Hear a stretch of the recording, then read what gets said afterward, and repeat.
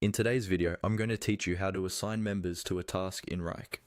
Assigning the right person to a task is a simple but important step because that's how you make sure everyone on your team knows exactly what they're responsible for and what they should be working on. Let's start from your Wrike workspace, where you can see your list of tasks in a table or list view. Each task is shown in a row, and one of the columns you'll see is called the assignee column. This is the column that shows who is currently responsible for that specific task. Look across the row of the task you want to assign. Move your mouse to the assignee column for that task. If nobody is assigned yet, you'll see an empty space, sometimes with a small plus icon or a placeholder icon.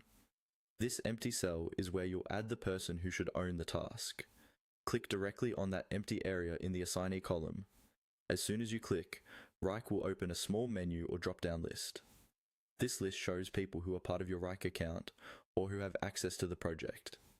You can scroll through the list if you see many names, or you can start typing the name of the person you're looking for to filter the results and find them more quickly.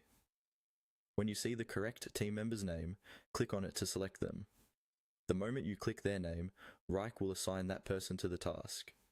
You'll see their name or avatar appear in the assignee column, which confirms that the assignment has been saved. If you realize you selected the wrong person, you can simply click on the assignee again and either change it to someone else or clear it depending on how your workspace is set up.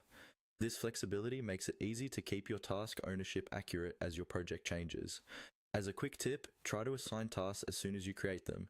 That way, nothing gets forgotten and everyone can clearly see what they're responsible for on their own dashboards and in email notifications if those are enabled.